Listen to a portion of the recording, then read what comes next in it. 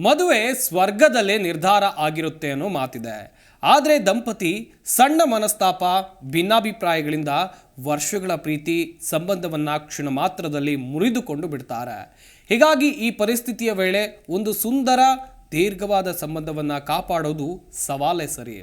ಆದರೆ ಈ ಸವಾಲನ್ನ ಸರಳಗೊಳಿಸೋಕೆ ಸಂಗಾತಿಗಳು ಕೆಲ ವಿಷಯಗಳನ್ನ ಅಳವಡಿಸಿಕೊಂಡು ಮದುವೆಯ ಬಂಧವನ್ನ ಜೋಪಾನವಾಗಿ ಕಾಪಾಡಿಕೊಳ್ಳಬಹುದು.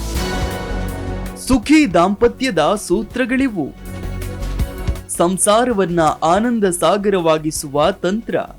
ಮದುವೆ ಸ್ವರ್ಗದಲ್ಲಿಯ ನಿರ್ಧಾರವಾಗಿರುತ್ತೆ ಅನ್ನೋ ಮಾತಿದೆ. ಅಂತೆಯೇ ನಮ್ಮ ದೇಶದಲ್ಲಿ ಮದುವೆ ಅನ್ನೋ ಮೂರಕ್ಷರದ ಬಂಧನಕ್ಕೆ ಹೆಚ್ಚಿನ ಆದ್ಯತೆ ಇದೆ. ಮದುವೆಯು ಎರಡು ಮನಸ್ಸುಗಳ ಜೊತೆಗೆ ಕುಟುಂಬಗಳನ್ನ ಒಗ್ಗೂಡಿಸುತ್ತೆ, ಸಂಬಂಧಗಳಲ್ಲಿನ ಆಪ್ತತೆಯನ್ನ ಹೆಚ್ಚಿಸುತ್ತೆ, ಬಂಧವನ್ನ ಗಟ್ಟಿ ಮಾಡುತ್ತೆ. ಈ ಕಾರಣಕ್ಕೆ ಮದುವೆಯನ್ನ ಪವಿತ್ರ ಬಂಧ ಎನ್ನಲಾಗಿದೆ. ಮದುವೆ ಅನ್ನೋದು ಸ್ವರ್ಗದಲ್ಲಿಯೇ ನಿರ್ಧಾರ ಆಗಿದ್ರು ಸಂಸಾರದ ಗಾಡಿಯನ್ನ ಭೂಮಿ ಮೇಲೆ ಸತಿ ಪತಿಗಳೇ ಎಳೆಯಬೇಕಾಗತ್ತೆ. ಆಗಿನ ಸಂಬಂಧಗಳಂತೆ ಈಗಿನ ಸಂಬಂಧಗಳು ಗಟ್ಟಿಯಾಗಿಲ್ಲ.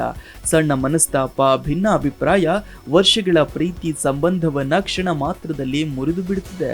ಹೀಗಾಗಿ ಈ ಪರಿಸ್ಥಿತಿಯ ವೇಳೆ ಒಂದು ಸುಂದರ ಮತ್ತು ದೀರ್ಘವಾದ ಸಂಬಂಧವನ್ನ ಕಾಪಾಡಿಕೊಳ್ಳುವುದು ಸವಾಲೇ ಸರಿ. ಆದ್ರೆ ಈ ಸವಾಲನ್ನ ಸರಳಗೊಳಿಸಲು ಸಂಗಾತಿಗಳು ಕೆಲವು ವಿಷಯಗಳನ್ನ ಅಳವಡಿಸಿಕೊಂಡು ಮದುವೆಯ ಬಂಧವನ್ನ ಜೋಪಾನವಾಗಿ ಕಾಪಾಡಿಕೊಳ್ಳಬಹುದು. ಕೃತಜ್ಞತೆ ಮತ್ತು ಮೆಚ್ಚುಗೆಯನ್ನ ವ್ಯಕ್ತಪಡಿಸೋದು. ದಂಪತಿಗಳ ನಡುವೆ ಬಂಧವನ್ನ ಗಟ್ಟಿಗೊಳಿಸುವ ಮಂತ್ರಗಳಿವು. ಕೃತಜ್ಞತೆ ಮತ್ತು ಮೆಚ್ಚುಗೆಯು ಉತ್ತಮ ದಾಂಪತ್ಯ ಜೀವನಕ್ಕೆ ಬುನಾದಿ. ಈ ಎರಡೂ ಪದಗಳು ದ್ವೇಷ, ನೋವನ್ನ ಕರಗಿಸಿ ಪ್ರೀತಿ ಬೀಜವನ್ನ ಬಿತ್ತುವ ಶಕ್ತಿ ಹೊಂದಿವೆ. ಸಂಗಾತಿಗೆ ಥ್ಯಾಂಕ್ ಯು ಅಂತ ಹೇಳೋದು, ಸುಂದರವಾಗಿ ಕಾಣ್ತಿದ್ದೀಯಾ, ಒಳ್ಳೆಯ ಕೆಲಸ ಮಾಡಿದ್ದೀಯಾ, ಹೀಗೆ ಇಂತಹ ಸಣ್ಣ ಪುಟ್ಟ ಮೆಚ್ಚುಗೆಗಳು ನಿಮ್ಮಿಬ್ಬರ ನಡುವಿನ ಪ್ರೀತಿ ಹೆಚ್ಚಿಸುತ್ತೆ. ಆರೋಗ್ಯಕರ ಸಂವಹನ ಮತ್ತು ನ್ಯಾಯಯುತವಾದ.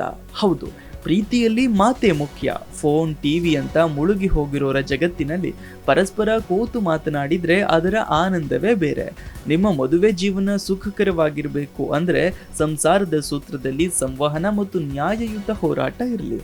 ದೀರ್ಘಾವಧಿಯ ಸಂಬಂಧಗಳು ನ್ಯಾಯಯುತ ಹೋರಾಟ ಮತ್ತು ಪ್ರಾಮಾಣಿಕ ಸಂವಹನವನ್ನ ಒಳಗೊಂಡಿರ್ತವೆ. ಜಗಳವಿಲ್ಲದ ಸಂಸಾರವೇ ಇಲ್ಲ. ಆದರೆ ಅವುಗಳನ್ನು ನೀವು ಹೇಗೆ ನಿಭಾಯಿಸ್ತೀರಾ ಅನ್ನೋದರ ಮೇಲೆ ನಿಮ್ಮ ಪ್ರೀತಿ ನಿಂತಿರುತ್ತೆ. ಒಬ್ಬರಿಗೊಬ್ಬರು ದೋಷಾರೋಪಣೆ ಮತ್ತು ಆರೋಪಗಳನ್ನು ಮಾಡೋದಕ್ಕಿಂತಲೂ ಪರಿಹಾರವನ್ನ ಬೇಗ ಕಂಡುಕೊಳ್ಳಿ. ಒಟ್ಟಿಗೆ ಗುಣಮಟ್ಟದ ಸಮಯವನ್ನ ಕಳೆಯೋ ಪ್ರಾಮುಖ್ಯತೆಯ ಜೊತೆಗೆ ವೈಯಕ್ತಿಕ ಅಭಿವೃದ್ಧಿಯ ಮೌಲ್ಯವನ್ನ ಪರಿಗಣಿಸಿ. ನಿಮ್ಮ ಹವ್ಯಾಸಗಳು ಮತ್ತು ಭಾವೋದ್ರೇಕಗಳನ್ನು ಅನುಸರಿಸಿ. ನೀವು ಉತ್ತಮವಾಗಿದ್ರೆ ನೀವು ನಿಮ್ಮ ಸಂಗಾತಿಯನ್ನ ಉತ್ತಮವಾಗಿ ನಡೆಸಿಕೊಳ್ಳಬಹುದು, ನೋಡಿಕೊಳ್ಳಬಹುದು. ಹೀಗಾಗಿ ಮೊದಲು ನಿಮ್ಮ ವೈಯಕ್ತಿಕ ಬೆಳವಣಿಗೆಗೂ ಕೂಡ ಆದ್ಯತೆ ನೀಡಿ. ಪ್ರತಿಕ್ಷಣದ ಸುದ್ದಿಗಾಗಿ Zee Kannada news app download ಮಾಡಿ. Live TV, latest updates, entertainment, lifestyle, technology ಸುದ್ದಿ ನಿಮ್ಮ ಅಂಗೈಯಲ್ಲಿ.